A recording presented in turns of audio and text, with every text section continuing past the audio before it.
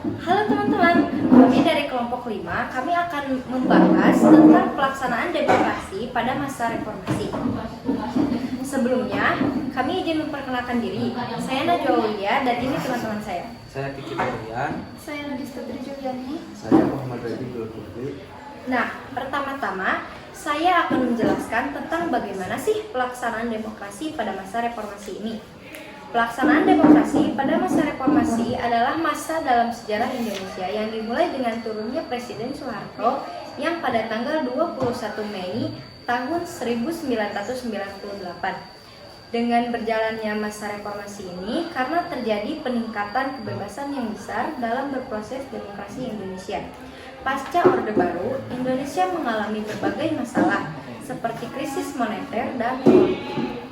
Hal ini justru membuat masyarakat sulit percaya terhadap pemerintah. Bahkan kondisi tersebut juga memicu berbagai kerusuhan. Hingga akhirnya Presiden Soeharto mundur dari kursi jabatan dan digantikan oleh wakilnya yakni B.J. Habibie. Pada masa ini, ruang bagi pers kembali terbuka dan diberlakukan pula sistem multipartai pada pelaksanaan pemilu 1999. Adapun pelaksanaan demokrasi di Indonesia pada periode 1998 sampai sekarang adalah yang pertama, terjadi rotasi kekuasaan. Salah satu contoh pelaksanaan demokrasi di Indonesia pada periode 1998 sampai sekarang adalah adanya rotasi kekuasaan sehingga pusat kekuasaan tidak selalu sama. Hal ini terjadi mulai dari pemerintah pusat hingga tingkat desa. Adapun tujuan rotasi kekuasaan adalah untuk membuka kesempatan bagi warga negara Indonesia untuk lebih aktif dan berpartisipasi dalam politik. Selain itu, rotasi kekuasaan juga bertujuan agar pemimpin tidak memimpin selama seumur hidup. Yang kedua, pelaksanaan pemilu lebih demokratis. Bentuk pelaksanaan demokrasi di Indonesia pada periode ini berikutnya adalah pelaksanaan yang lebih demokratis daripada sebelumnya. Hal ini tentu membuka jalan bagi setiap warga negara yang memenuhi persyaratan untuk turut berpartisipasi. Adapun puncak pemilu yang terjadi pada 2004 yang memberikan kebebasan kepada rakyat Indonesia untuk memilih lembaga eksekutif maupun legislatif. Yang ketiga, hak dasar warga lebih terjamin. Hak-hak dasar warga negara Indonesia lebih terjamin, misalnya adalah kebebasan untuk berpendapat, mengikuti pemilu hingga kebebasan pers. Yang keempat, rekrutmen politik terbuka, yang berarti bentuk pelaksanaan demokrasi di Indonesia pada periode 1998 sampai sekarang. Yang terakhir adalah rekrutmen politik yang dilakukan secara terbuka. Hal ini bertujuan untuk memberikan kesempatan bagi warga negara Indonesia agar dapat menduduki jabatan dalam bidang politik. Nah, mungkin kalian ada tambahan lain nggak dengan apa yang kalian tahu tentang hal ini? Boleh saya jelaskan tentang masa ini saat menuju reformasi menjadi masa transisi, dimulainya sejak diangkatnya Presiden B.J. Habibie yang menggantikan Presiden Soeharto sehingga di situ kepemimpinan B.J. Habibie yang menjadi masa transisi. Di sini tercatat kesalahan-kesalahan yang berusaha diperbaiki pada masa ini. Demokrasi memang memberi ruang yang lebar bagi setiap kelompok, golongan, dan identitas asal untuk mengekspresikan diri. Namun ruang ancaman serius bagi kemajuan, serta ancaman serius jika melampaui proporsinya. Apalagi ketika pada saat yang sama negara, yakni para elit penyelenggara negara, bukan hanya tidak memiliki koridor yang jelas dan instrumen kebijakan yang adil untuk itu, melainkan juga cenderung bersikap ambigu. Di satu pihak, keberagaman kultural diakui dan bahkan dipidatokan berapi-api di pihak lain ketika feminisme, tindak kekerasan, massa dan anarki melukai dan mencederai keberagaman negara ancam, dan kalaupun hadir cenderung bertindak diskriminatif dan tidak netral dalam mengatasinya. Betapa sia-sianya kita berdemokrasi jika sekedar untuk merayakan tindak kekerasan dan anarki. Terlalu besar ongkos politik yang harus ditanggung bangsa ini apabila para penyelenggara negara di semua tingkat terus-menerus tergagap dan bahkan gagal mengelola keberagaman hanya karena kepentingan kunci kekuasaan. Begitu rendah kualitas moral dan tanggung jawab elit penyelenggara. Negara jika setiap kali muncul peristiwa serupa hanya bisa menutup, menyesalkan, dan mencopot penjabat tingkat menengah hingga rendah. Sementara mereka yang seharusnya bertanggung jawab bisa tidur nyenyak di atas kasur untuk kekuasaan. Tapi kalian tahu gak sih apa upaya yang dilakukan masyarakat? Saya tahu nih upaya yang dilakukan pemerintahan setelah baca-baca buku.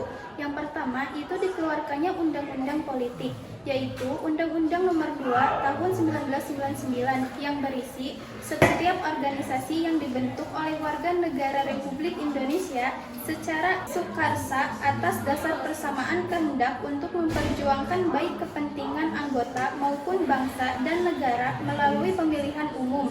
Kedaulatan partai politik yang berada di tangan anggotanya. Setiap partai politik mempunyai kedudukan, fungsi, hak, dan kewajiban yang sama dan sederajat serta partai politik bersifat mandiri dalam mengatur rumah tangga organisasinya.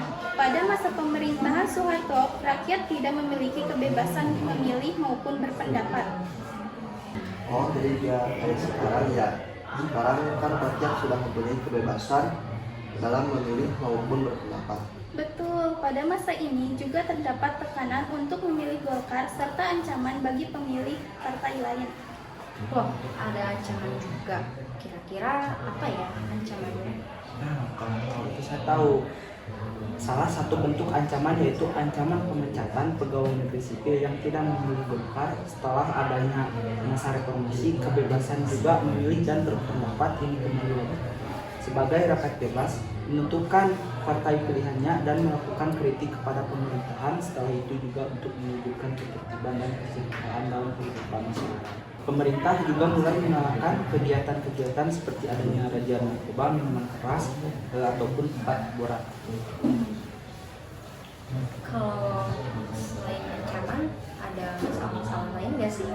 Ada dong, bahkan pada saat itu bagi para pejabat yang diduga melakukan penyelewengan kekuasaan akan diusut secara tuntas. Ada juga nih upaya dalam pemerintahan tersebut menunjukkan keseriusan untuk mewujudkan negara yang demokratis, adil, dan transparan. Seperti halnya pemerintahan sebelumnya, pada masa pemerintahan ini juga masih terdapat pro dan kontra serta kelemahan. Hal ini bisa dimaklumi karena adanya pluralitas atau keberagaman atau kemajemukan yang terdapat dalam suatu bangsa yang mendorong tumbuhnya persatuan dan kesatuan. Dalam sebuah negara menimbulkan dua kemungkinan seperti pihak yang setuju dengan pemerintahan dan pihak yang menentang pemerintahan. Nah, kira-kira apa nih pesan yang bisa diambil dari pelaksanaan demokrasi ini? Menurut saya, pesan yang bisa diambil dari pelaksanaan demokrasi di Indonesia pada masa reformasi ini yaitu, namun sebagai warga negara yang baik dan menginginkan kehidupan yang tertib dan sejahtera, kita harus percaya dengan kerja pemerintah serta memberikan dukungan sepenuhnya dengan tetap mengawasi dan memantau agar tidak menyimpang dari ketentuan yang berlaku tersebut. Menjamin kesejahteraan rakyat, demokrasi berfungsi untuk memastikan bahwa keputusan dan kebijakan yang diambil pemerintah mencerminkan kepentingan dan kebutuhan rakyat. Melalui pemilihan umum, rakyat memiliki hak untuk memilih pemimpin dan wakil yang akan mewakili suara mereka dalam pengambilan keputusan. Ini membantu memastikan bahwa kebijakan yang akan lebih sesuai dengan kebutuhan dan aspirasi masyarakat. Saya sih pentingnya kehidupan demokrasi dalam masyarakat, mendukung terciptanya kehidupan bersama yang nyaman. Bangsa Indonesia telah mencoba menerapkan bermacam-macam demokrasi, juga membuktikan pentingnya kehidupan demokrasi dalam masyarakat. Masalah-masalah yang dihadapi dimusyawarahkan bersama. Keputusan penting diambil melalui pembicaraan bersama. Kemungkinan terjadinya konflik antara warga masyarakat ditekan.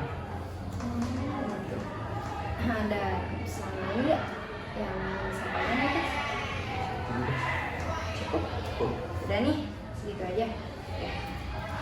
Terima Terima kasih telah mendengarkan podcast kami. Kami berharap Anda mendapatkan wawasan yang lebih dari topik yang kami bahas. Terima kasih. Wassalamualaikum warahmatullahi wabarakatuh.